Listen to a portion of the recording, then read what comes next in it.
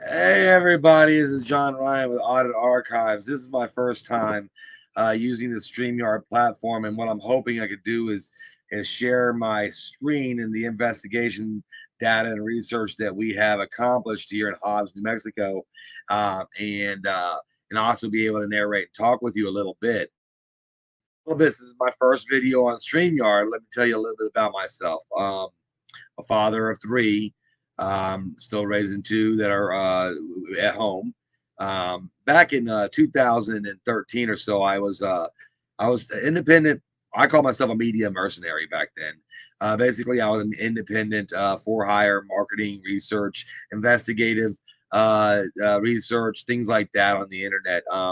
I'd operated everything from hosting a hosting company to IT and development to WordPress websites, doing SQL databases and the MySQL databases, and I really had a vast amount of little tidbits of knowledge within the internet sector. And I was recruited to take on some DOJ or DOD contracts. Some of them were DOJ, and I worked some government contracts as an independent consultant, and did my work that way. Until 2013, the government was shut down over budgeting issues, and they didn't pay us. So I left the the contract. So I never took a contract with a public entity again. And I started working with the nonprofit sectors. I bought a converted school bus from a guy who was he was a stunt man, and started taking off cross country. Well, while we're on my travels with my family and me working on the internet most of my life, I guess I didn't have the demeanors to fit into the high class society, So and nor do I want them either. So I started meeting a lot of people who are distressed along the way and doing a lot of missionary work. I've been in the church since 2002, so working as everything from youth leaders to solar program.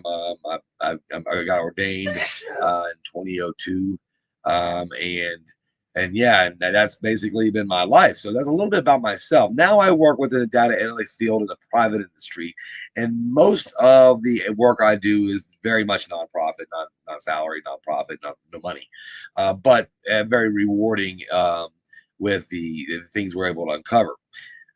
With Audit Archives of this year, we have been taking qualitative data in for quite some time about the disparagement of those who look or appear to be homeless or disheveled.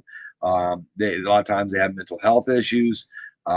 Sometimes people like myself are just frugal. I don't waste money. I don't take loans or anything like that. So I won't have the newest of the new things. And we're still happy until the bigotry starts. But the bigotry starts from other civilians. That's one thing. When it starts from the government entities that are supposed to represent us all, that's an entirely different thing.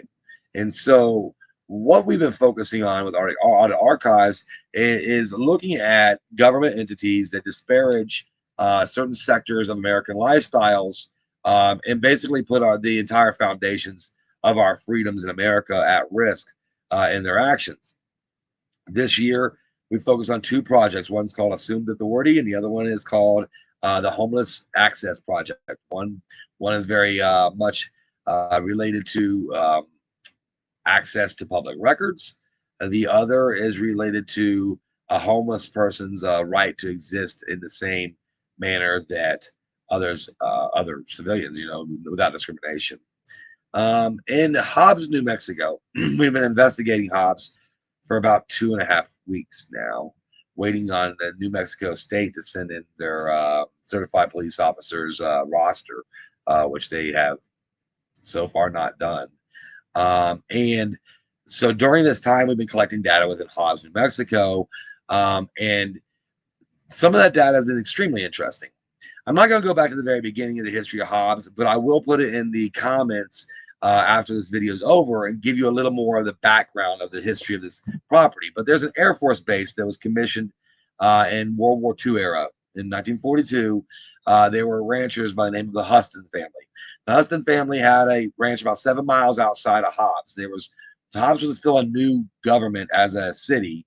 It used to be all Hobbs, New Hobbs, and Hobbs.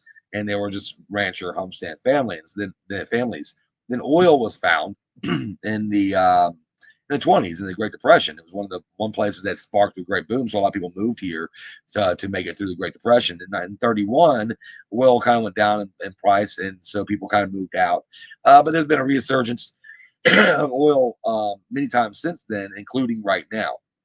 Now we have an old Air Force base. That's what we're getting to. The Air Force base sits at the end of a street called Jack Gomez.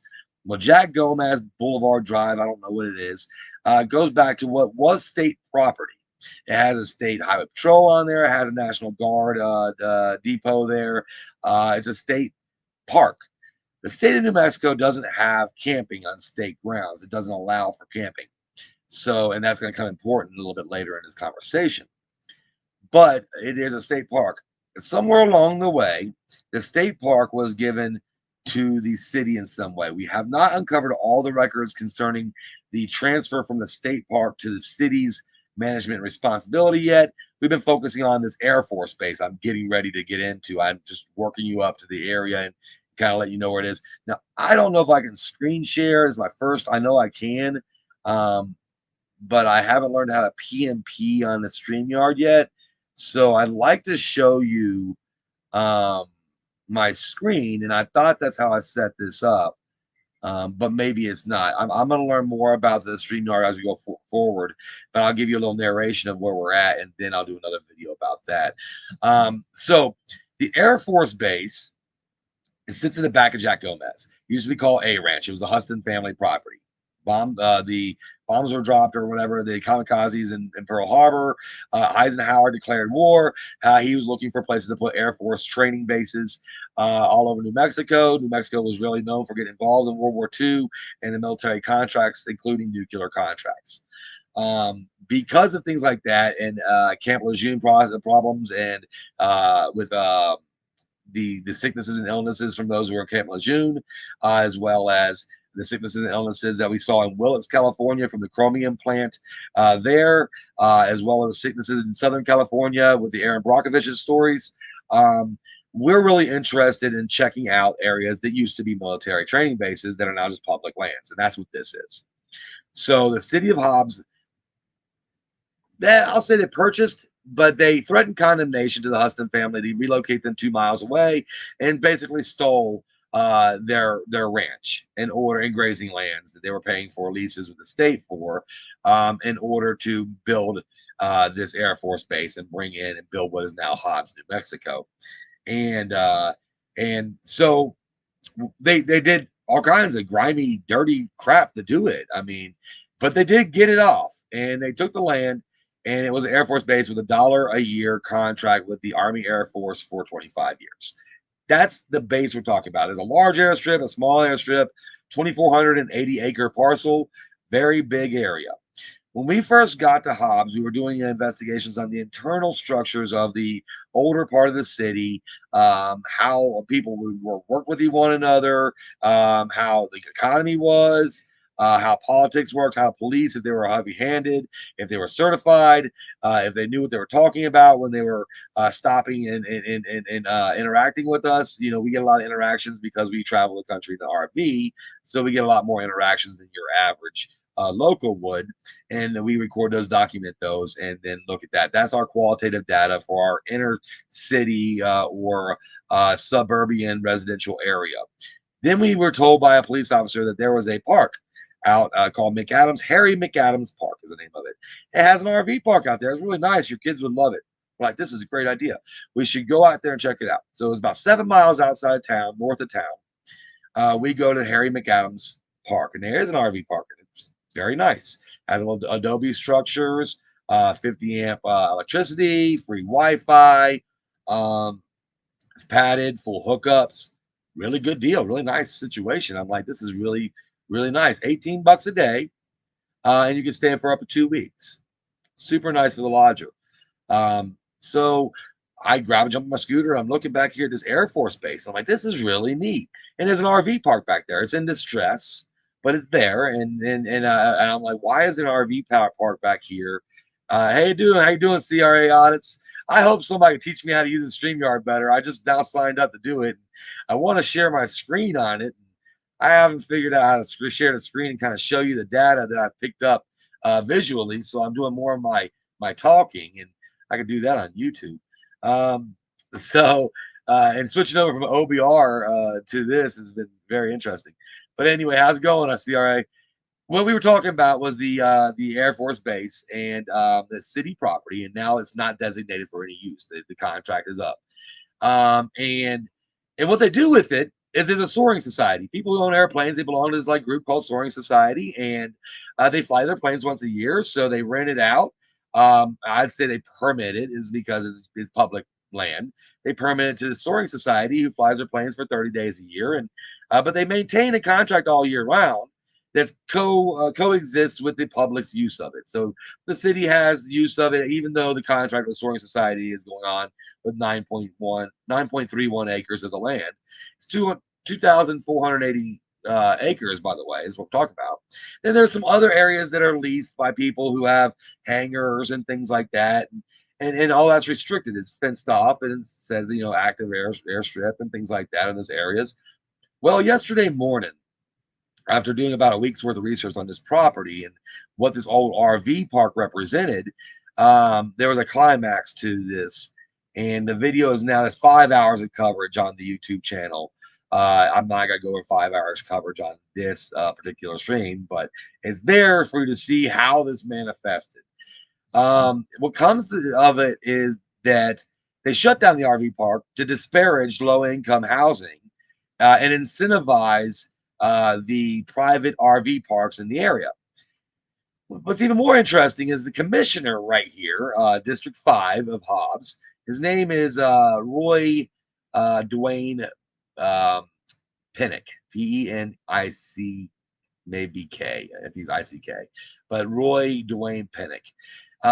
He is he had a construction company back in the 90s. Now he's a real estate investor. He owns a bunch of properties. Very important for him to make money in the real estate business. So important that back in 2019, one of his ex-tenants by the name of Truxton, can't remember his last name right now, but I'll post it over here. Truxton was his first name. That's pretty easy to find out. So Truxton and him got into it, and the commissioner decided to assault Truxton for whatever reason. I guess the commissioner claims he was trying to get out of a lease. That was the claim he made. They're trying to smear my name because this guy tried to get out of lease, but I guess that means he can beat his ass in front of his ice cream parlor. It was called Curls and Swirls. And so he got 3, not 1, not 2, but 3 unrelated assault charges. Was given 1 year unsupervised probation, a year in the shelf, and then had to do an anger management course. That's the commission. So he's very much interested in pushing profit into the private markets of real estate. But there's this RV park back here. It's the people's RV park. People were staying there long term. There was no limit to how long they could stay there. And they shut it down, divested the money into this new RV park, which has got a 2-week limit. A 2-week limit is what limits Americans from public use. This land was state land. That land was city land that was in the federal contract after it was stolen from the Huston family. It's a whole bunch of stolen land. I don't know about the state land yet, but it's probably stolen too. Stolen land, and the people haven't made any dictation on what they want to do with it. And now you have a very limited number of people that are restricting access to low income. So you'd think they'd do that after they had a bunch of shelters in place, right, for homeless people. Nope. They have no shelters. They have one for battered women. They don't have any shelters for homeless, like a white man or a black man or a single man or a couple even. Battered women, that's what they've got. They've also got, and I heard this from the city manager, that they have low-income housing vouchers like HUD, and I guess they think that everybody who comes with their covered wagons has to be pushed into a box. That's what their idea is. Well, I stay in my covered wagon because I like to leave an area that becomes unhospitable to me or my family. So I keep a covered wagon. I don't trade it in for a box. And I know the laws of the area, but apparently this city does not. So one of the first visits to the city hall was after several conversations trying to figure out how this land was purchased. The trail supervisor for the Parks and Open Spaces told me it was purchased under a private sale by the federal government, which they do all the time. They do it with missile bases and various other like Air Force bases, even like boats. I mean, the federal government sells decommissioned military property all the time. So I was like, well, that makes sense. Did the taxpayers pay for it then? Obviously did, because the city bought it.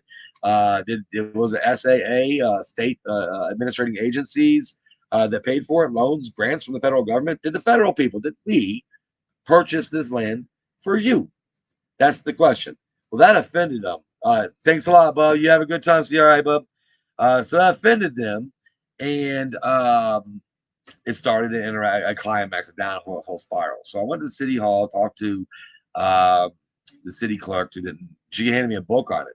Told me a little bit about the acquisition, where the city bought it for $26,000 between a couple families, relocated them or made them relocate their houses. Huston family got $8,500, and all that history. A lot of history, but not a lot about the present.